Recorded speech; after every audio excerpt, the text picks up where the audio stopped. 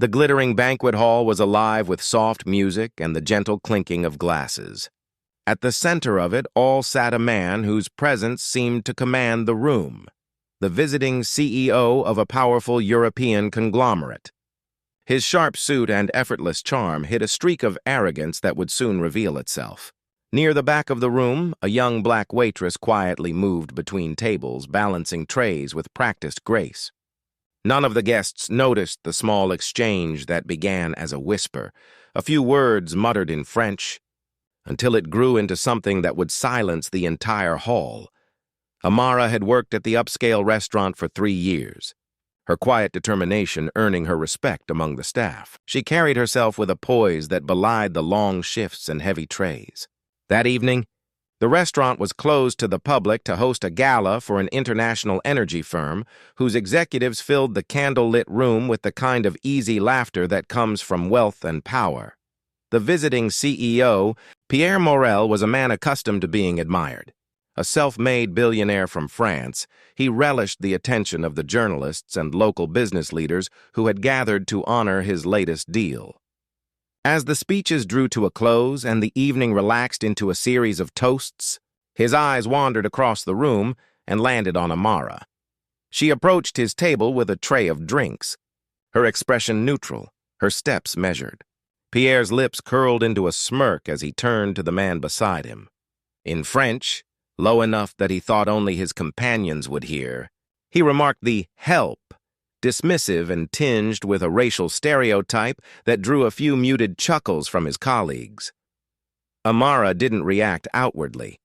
Years in hospitality had taught her to keep her face composed, but the words stung, lingering in the space between them like an uninvited guest.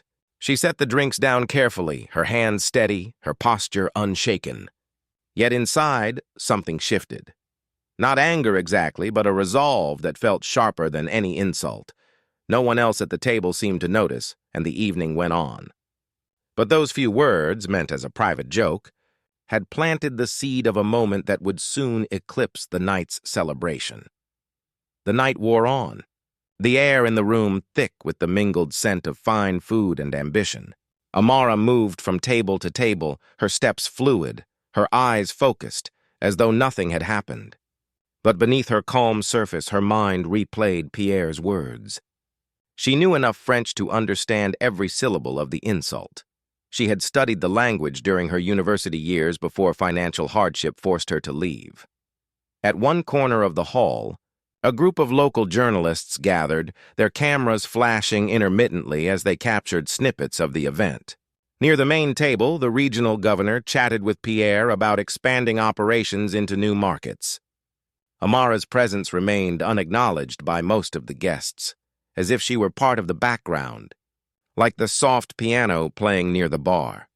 During a brief lull, Pierre raised his glass and made a toast, and in French. Though most of the audience didn't understand, they clapped politely at his confident tone.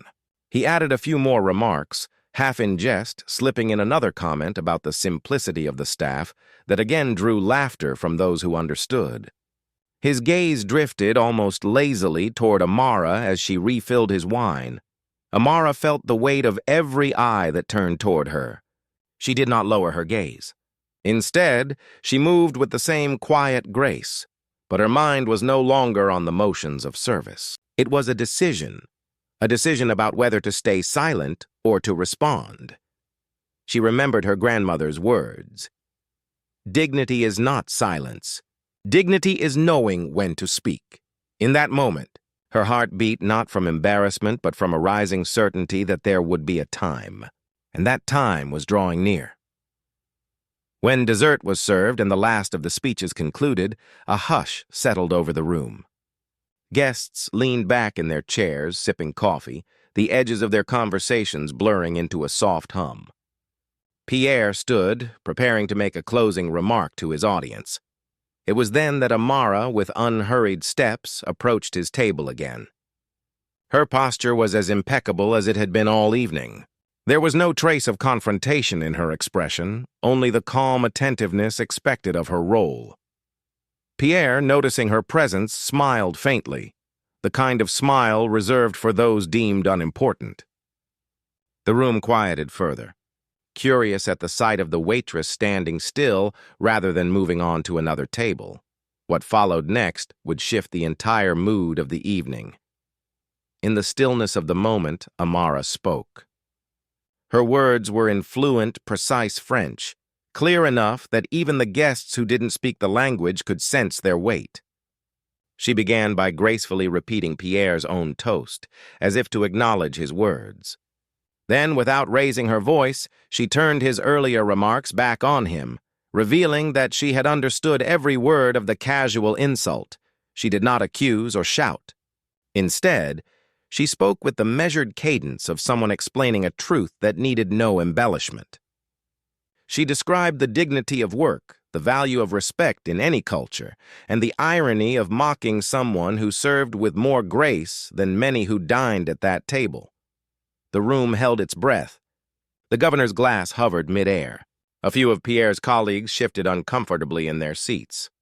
Pierre himself, for the first time that evening, had no quick retort, no wry comment. His practiced charm faltered as he realized his assumption of invisibility had been shattered. Amara finished her brief statement with a simple acknowledgement of her heritage and the pride she carried in it, a heritage that had taught her resilience in the face of casual cruelty.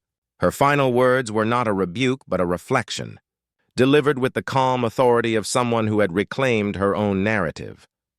A soft murmur rippled through the room as the guests absorbed what had just unfolded. There was no applause, no dramatic outburst, only the quiet, unmistakable shift of respect in the way people looked at her. Pierre lowered his eyes, his earlier smile gone, his fingers tracing the rim of his glass as though searching for something to say. But the moment had already passed. Silence, in that instant, said more than any defense could. The evening continued, but it was no longer quite the same. Conversations resumed in hushed tones, more measured and thoughtful. Amara returned to her duties, her steps as steady as they had been all night, yet the atmosphere around her had changed. People now looked at her differently, not as a silent figure serving in the background, but as someone who had, in a few poised sentences, shifted the balance of power in the room. Pierre remained quiet for much of the rest of the gala. His earlier arrogance had given way to a contemplative stillness, as though he were grappling with a truth he had long ignored. Some guests approached Amara later to thank her quietly. However, she accepted their words with the same professionalism she had shown all evening. When the night finally ended and the guests departed, Amara stepped out into the cool night air, feeling the weight of the moment settle into memory. She hadn't planned to speak. She had chosen not to let her dignity be diminished by silence. In the days that followed, word of the incident spread among those who had been present. The story was recounted not as a scandal, but as a reminder of the power of respect, the harm caused by careless words, and the courage it takes to confront injustice without anger. For many who heard it, the story lingered as more than just an anecdote from a gala dinner. It became a quiet lesson about the assumptions people make, the languages they use to disguise them, and the way those assumptions can be dismantled by a single moment of truth. Perhaps the most profound shift occurred not in the audience but in Pierre himself, who reportedly made a point in the months that followed to speak differently to those who worked beside and beneath him. And for those who still ask what truly unfolded that night, the answer remains profound yet straightforward. It was not a confrontation but a reclamation of respect, a reminder that dignity speaks most powerfully when it does so with calm, unshakable clarity.